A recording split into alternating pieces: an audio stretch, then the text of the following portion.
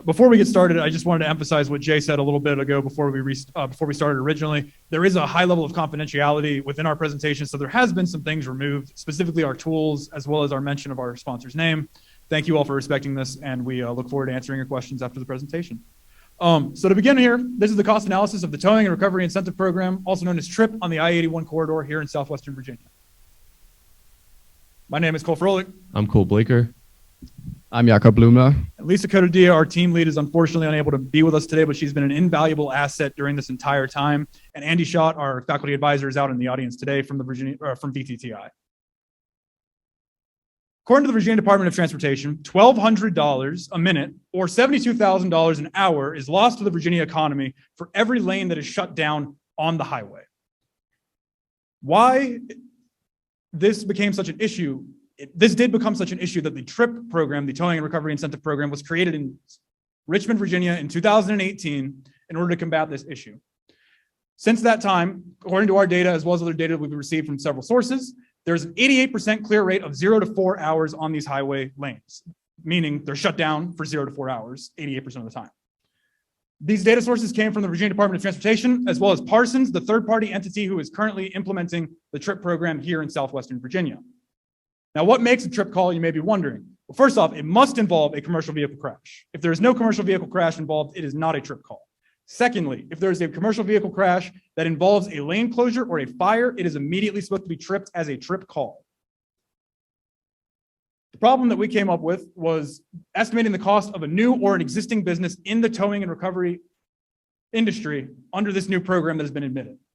Specifically looking at all the TRIP requirements, including the equipment, as well as the training and other long-term costs to the individual companies for both an existing and a new one. And what you will see throughout this presentation is that there's a very high level of startup costs in order to even jump into this industry.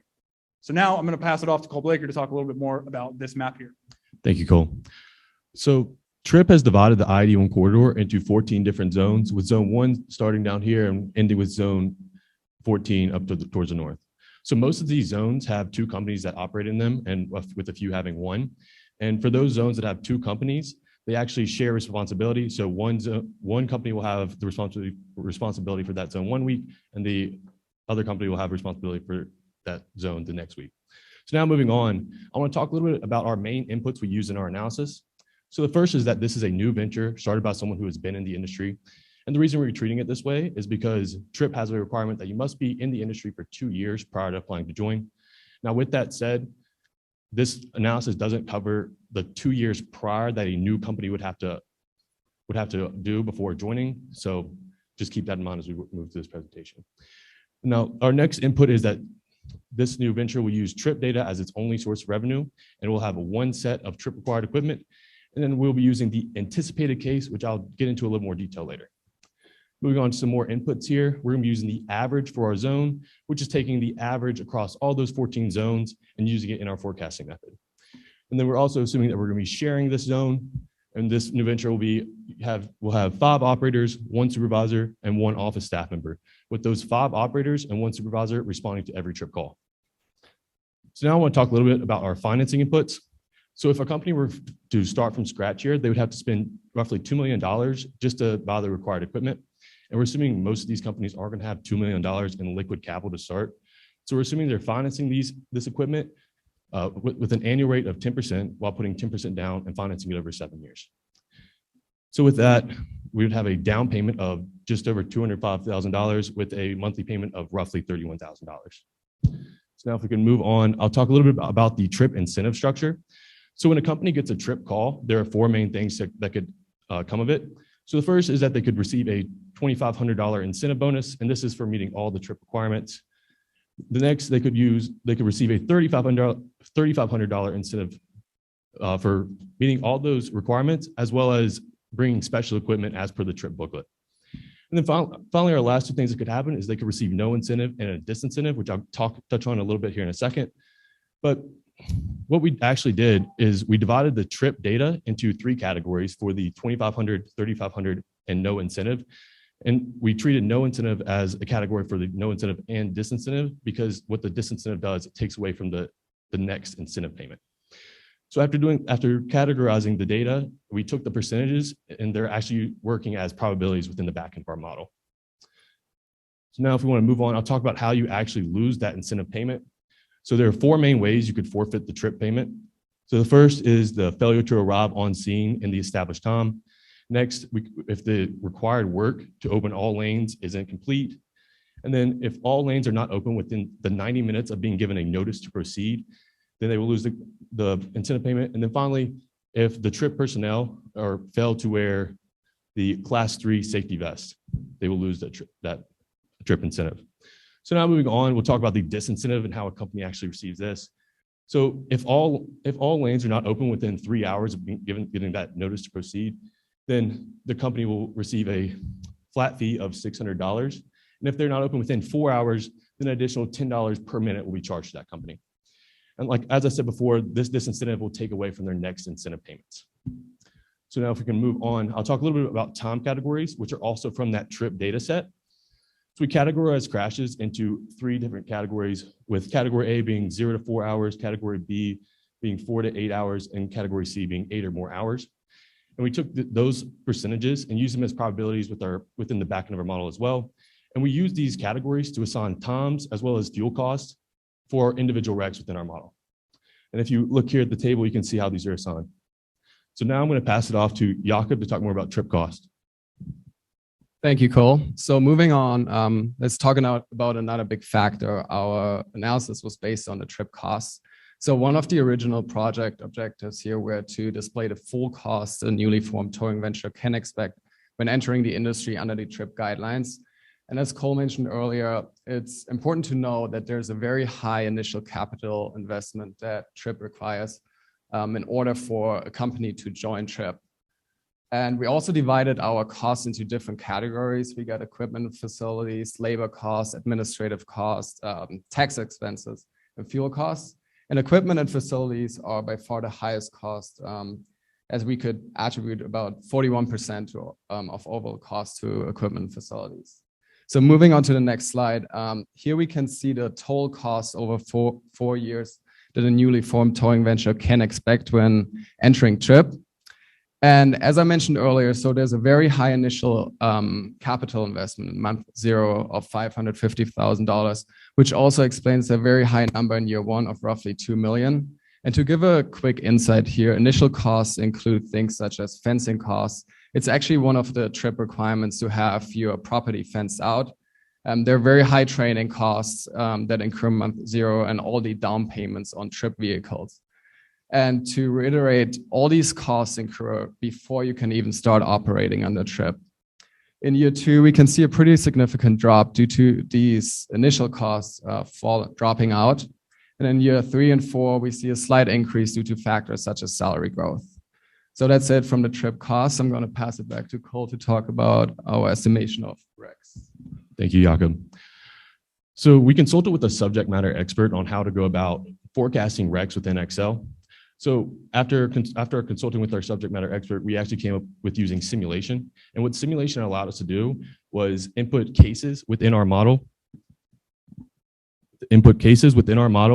for each individual zone, as well as the average across all zones. So if you look here at the table, you can see this is the three cases for the number of RECs per year for the average across all zones, assuming it is shared. So the first case here is the high case. We used the 99th percentile, which came out to 42 RECs per year. For the anticipated case, we used the 50th percentile, and this is actually what we based our analysis off of, which came out to 29 RECs per year. And for the low case, we used the first percentile, which came out to 17 RECs per year. So now we'll be passing it back to Cole to talk about our break-even analysis. Thank you, Cole. So one of the big questions you're probably all wondering is, there's very high level of startup costs. How and when am I going to see a break even, if not a profit? So here we did not only a break even, but also a 20% profitability rate in both year 2 and year 4. And the reason we did it this way is that Trip contracts are 2-year contracts to be renewed with the state. So if you want to see a break even in that year, in that first 2-year contract, there must be 198 billable hours at approximately $16,000 an hour in order to break even. Now, if you want to see a 20% profit margin, you would be doing that same 198 billable hours at about $20,000 an hour. Compared that to year 4 with an expected cumulative of 396 billable hours at $15,000 to break even and $19,000 to get that 20% profitability rate. The reason that I bring up this break-even analysis is that we cannot recommend to either a new business or an existing business to use TRIP as a feasible or primary revenue source. The reason for this is that there's no control over the number of wrecks on the highway. Secondly, as Cole mentioned, we are assuming that there's only one set of TRIP equipment. One of the requirements within the TRIP program is that your TRIP equipment must be on standby and ready for a call at all times, essentially turning these companies into fire services sitting on the lot waiting for a call. The final thing we wish to highlight once more, as I said in the beginning, the Virginia Department of Transportation estimates that $72,000 an hour is lost to the Virginia economy for every hour that a lane is shut down. Compare this to the $19,000 an hour billable rate for the towing and recovery profitability over a 4-year period, and you can see that these numbers, unfortunately, it's not profitable currently for the companies, and in order to see that profit, there would need to be a change to the program. Thank you all so much for your time, and we will now administer questions.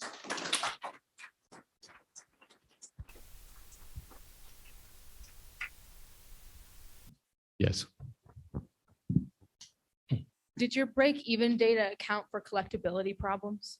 Yes, ma'am, it did. We actually did thank you for your question. We did, within our tool, there's a 20% bad debt rate accounted for, which is what we've contributed or what we've received from people within the industry, as well as third-party instigators who are helping to put this program into effect. And off that, we additionally added a litigation contingency to account for going to court with these companies that aren't paying. Yes.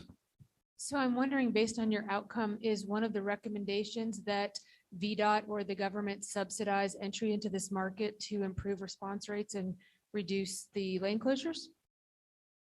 That is an excellent question. So we did discuss this, and we decided that we would not consider that idea because there are so many towing and recovery vehicle companies already in Virginia attempting to get into this program that subsidization is something that would be so hard to sell to these contractors as well as to the government agencies who see this as a saving point. As we mentioned, the 88% number, that 0 to 4 hour crash rate, it's incredible. It just shows that this program works. It's just financially not feasible for those involved currently. So a lot of the people who are involved with that industry must run a secondary side business in order to break even. And if I could add to that, if VDOT was our client, that might have been one of our recommendations. However, we're looking at from a different perspective than VDOT itself. Yes. Oh, yes, ma'am. Sorry, how long is this? So yeah, it was implemented in 2019 in Richmond, and it's fairly new here in the Southwest Virginia region. It was implemented in May 2021, so it's fairly new. And I'm not sure, isn't there, I mean, and I don't keep up with this, but an expansion of 81 coming at some point, or is that? I don't know if it's an expansion to 81, or I think there might be a new interstate coming. I'm not 100% sure on that one. Oh, they're widening it, I think, a little bit. So I think that's the kind of the expansion part. They're widening the roadway.